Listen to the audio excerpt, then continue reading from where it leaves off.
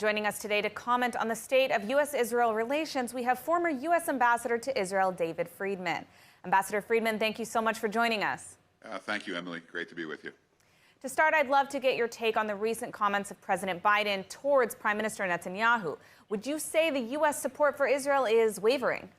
It sure looks that way. I think the comments by America's greatest friend in the middle of a war when Israel's fighting for its life, these comments by the president that try to draw a dichotomy between the Israeli people and the Israeli leadership, I think it's highly political. I think it's an attempt to, to score points in places like Michigan where, Biden needs to get a lot of Arab voters, and I think he's trying to, make the case that he loves Israel, but that he doesn't like Netanyahu, and so, somehow by threading that needle, he scores some political points.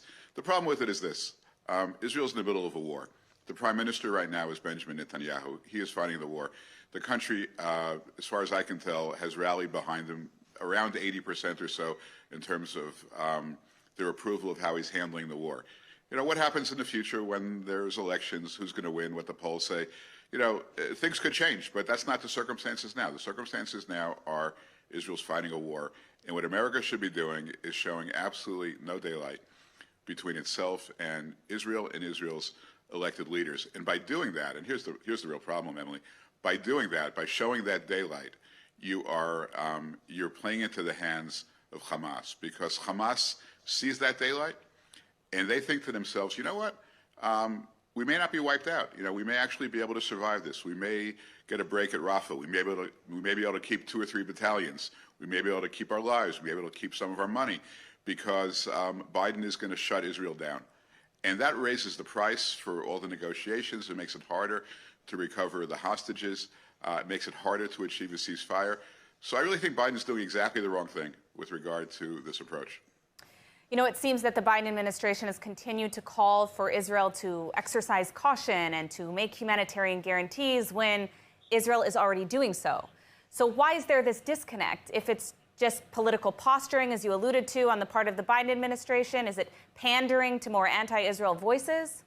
No, I think that's it. I mean, look, they meet often, they speak often, the governments know each other. They know that Israel, both because of its sense of morality and because it's just not helpful for Israel to, incur the wrath of the world. Israel's doing all it can to avoid civilian casualties. And, the statistics comparing this war to others, I won't bore you with the numbers, but it bears that out.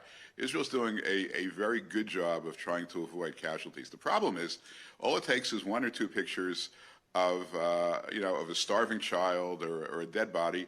As you know, some of these pictures are staged, and the dead bodies all of a sudden start moving as soon as the camera's off.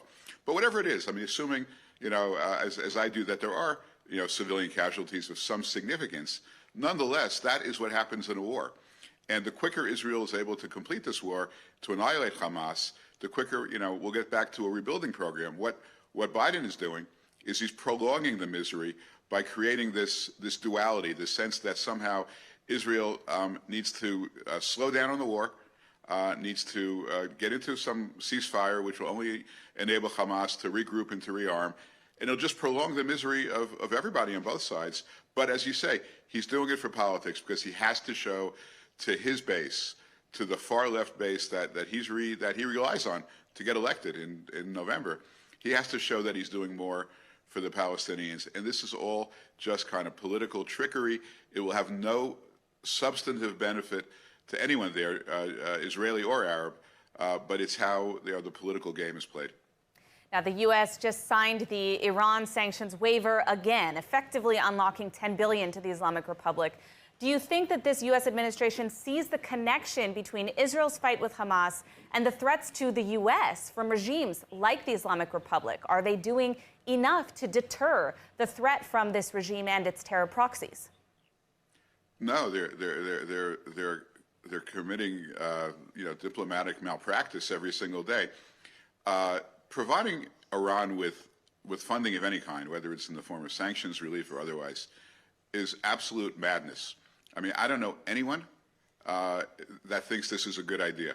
I don't understand the benefits to America.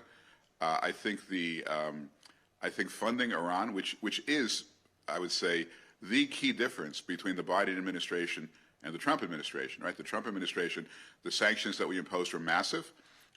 We eliminated Qasem Soleimani, and Iran was broke. And in the Biden administration, Iran has become a very wealthy nation, and they're getting richer and richer. And what are they doing with that money?